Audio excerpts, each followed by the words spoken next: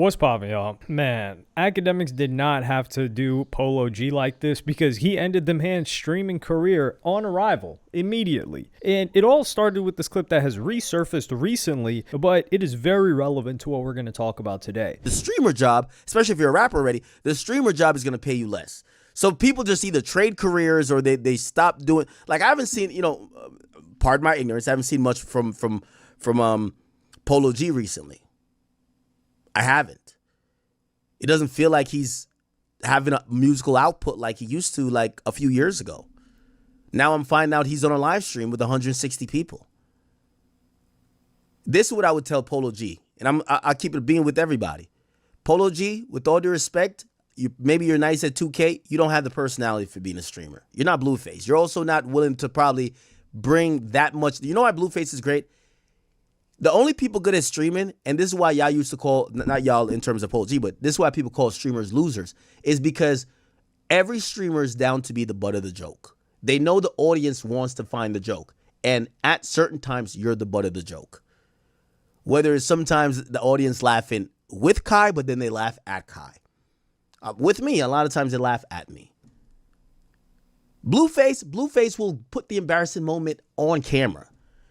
Most rappers live off image and like this invisible aura they've built up. They don't want to embarrass themselves or, they're still very, contained in their personality and their rapper image. That doesn't work in streamer world. So this is what I would tell Polo G. Polo G, I don't think, I'm calling a spade a spade. I don't think he has the personality to blow up as a streamer. I don't. What I think he is a good musician, and I think for the time he's sitting in there trying to stream, get in the studio, brother. Get in the studio, go make a music video. Your actual job that's gotten you this millions, that's still where your talent lies. So here, Akademiks delivers a couple of points. He's reacting to Polo G's first stream and talking about Streamer University. And, well, not his first ever stream, but this stream that he's talking about here was from June 19th, I believe. And he streamed for 1 hour and he averaged 187 views. And this is the only stream in the past 3 months. And people were clowning him. They're like, yo, you're at 160 viewers and you got to go to Streamer University.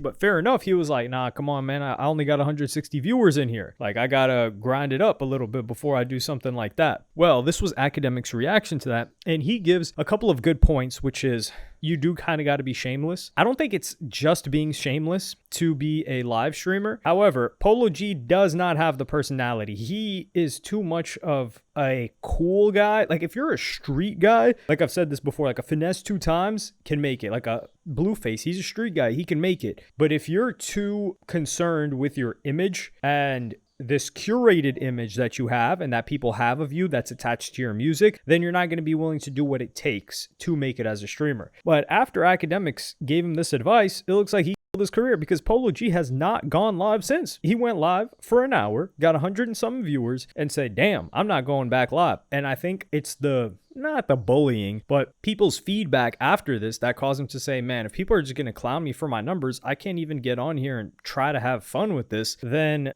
this ain't worth it. And even in his VOD, you can see that this guy didn't even know how to title the stream. He was fresh to this. It says stream via RTMP, OBS, vMix, Zoom with Restream. So he didn't even title his stream. He just hopped on there randomly. So he should be happy with the amount of viewers that he got, but everybody's going to pay attention to him. And really the only thing that matters is, were the viewers, the 160 people that were there for Polo G's live stream, did they enjoy it? Because if the answer is yes, then there's a lot more where that 160 came from. My opinion, or other people's opinion that just saw a short clip of 2 minutes, doesn't matter because they're not going to watch Polo G's live stream. With that being said, this brings forth the larger conversation of music artists and streaming. And Doja Cat is also somebody that streams. I just want to do it quick because I'm excited. Yeah, I'm digging in my ass. I had a couple chunks down there. I put them in my pocket. I'm going to save them for later to chew on.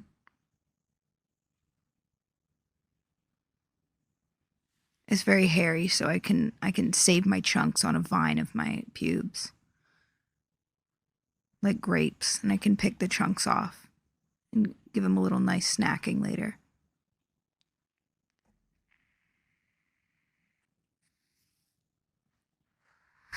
You digging in your butt, twin?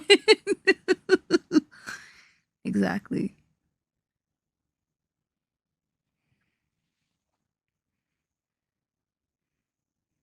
I cannot count how many pubes I have on my butthole. I will tell you that. I will tell you that. I don't know how many I have. Yeah, so when you're talking about not caring, being willing to be the butt of the joke, I think this is taking it to the extreme. She's willing to be, well, she's actually digging in the behind, as she said with this clip. But this clip actually came on my feed after I got done doing a session of lurking on Ski Master Slump God's Twitch stream. Actually, I just randomly sit there sometimes and lurk and just watch for an hour or two. He streams here and there. I remember posting a clip on my ex of him like playing around with this guitar while he was recording for his upcoming album. And I thought to myself, I'm like, why can I enjoy Ski Mask? Because keep in mind, Ski Mask is partially a live streamer now. He's done collaborations with other live streamers. He was on the Mr. Beast live streamer video where he got a ton. He made it to like top 2 or top 3, or did he? No, I don't think he won. I think Your Rage won. But this thing comes onto my feed at the same time, and it made me think, well, we don't think Doja Cat is lame. We don't clown Doja Cat for her viewers on stream, which she does get a lot. She gets several thousand viewers, and I don't think she's botting. We don't clown Ski Mask for the views that he gets on stream. I know he doesn't get that many. And we don't laugh at them for streaming. I was like, why is that? So it made me think a little bit, and I put together this tweet, which I will expand on here. I said, Doja Cat and Ski Mask are the only 2 artists I've seen that suffer 0 aura loss from live streaming. The rest of you guys look like you're begging for crumbs of clout. There's this weird thing where you can see a lot of rappers get involved with streams or try to stream, and you can tell that it's out of desperation. They're trying to enter a space that isn't them. It's the equivalent of Slim Jesus trying to be a drill rapper. You're like, yo, that's not you. That doesn't fit you right. And it just, not only does it not look right, you don't carry it right. But with Doja Cat and Ski, it feels effortless. And their history suggests that it is. Post Malone is also an honorable mention, but partially because he came into making music living in a Minecraft streamer house over a decade ago. And I don't know how often he streams anymore, but it does say something that he was consistent with it before it became the most popular thing. And I think this was at a time during maybe 2020 when he moved to Utah. I don't know if he still lives in Utah, but he built this huge streaming PC and he was really into it. T-Pain is another person that I would say doesn't suffer an aura loss, and people just focused on the whole aura loss thing. But the main thing is congruence. It doesn't feel congruent for a lot of these people to hop in, and a lot of them hop in because they see a headline where they think that there's a lot of money to be made. If you are a rapper that fell off, you will make no money streaming. That's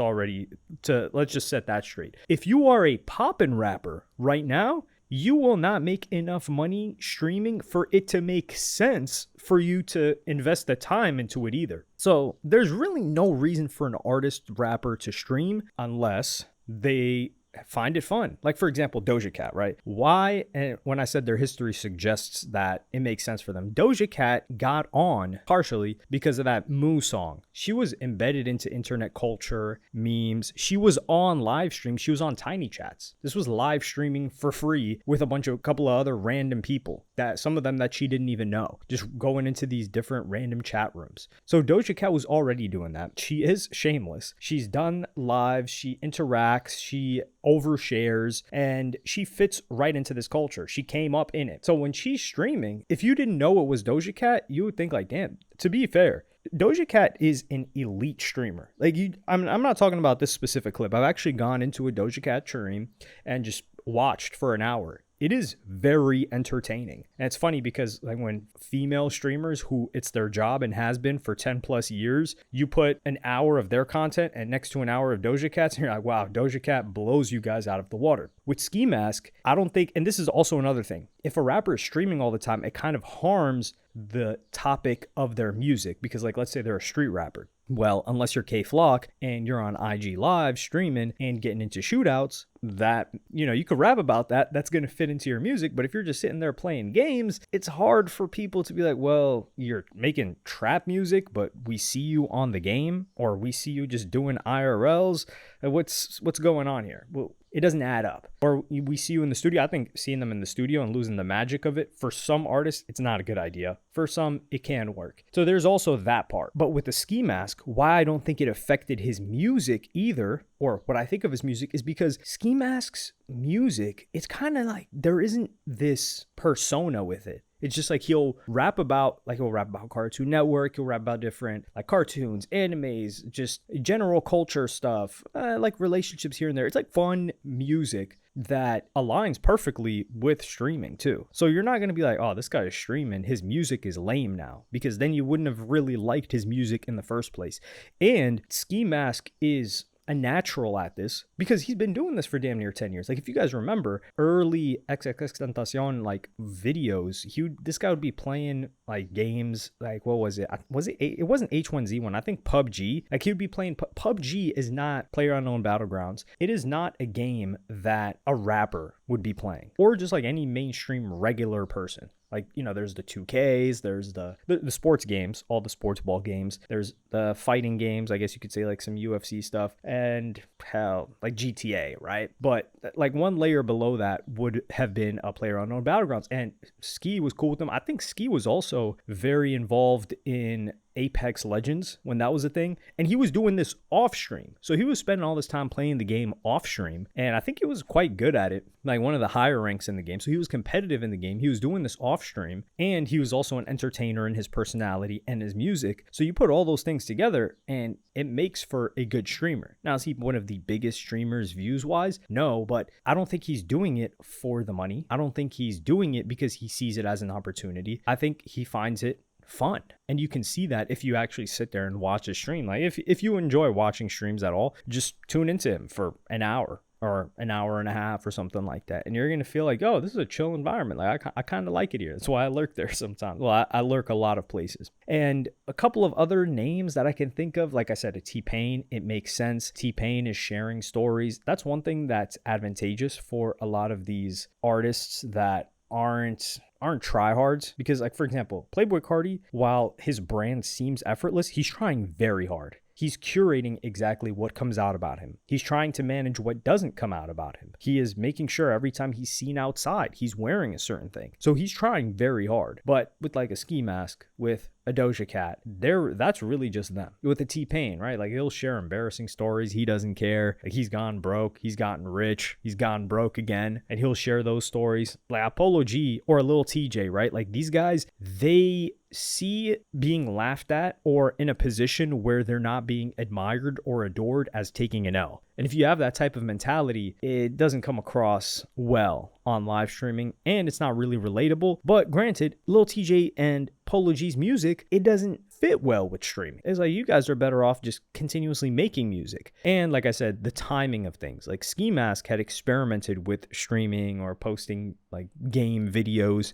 many years ago, before it was seen as an opportunity. And he also did very well with Aiden Ross, I believe. Like, they kicked it many years ago. And I, as somebody that's awaiting Ski Mask's next album, and I enjoyed Ski Mask's last album, I just had to share this thought, because there's a lot of, like, the intersection of rapping and streaming is something that we're seeing a lot of, mostly because rap and hip hop overall dictated a lot of pop culture for young people, and now it's streamers that are dictating that. So there's a bit of an intersection. Like, rappers, they kind of want to get that power back, and I do think rappers still have that power, globally speaking. A couple of rappers, that is. However, streamers, I don't think they need rappers anymore, but I do like to see them intersect when it makes sense. Not when someone thinks that they're going to come in front of a live streaming audience and it's going to translate into anything for their music, or when they think that the fact that they have a huge music audience and they're popular celebrities is going to at all translate into them building a streaming audience.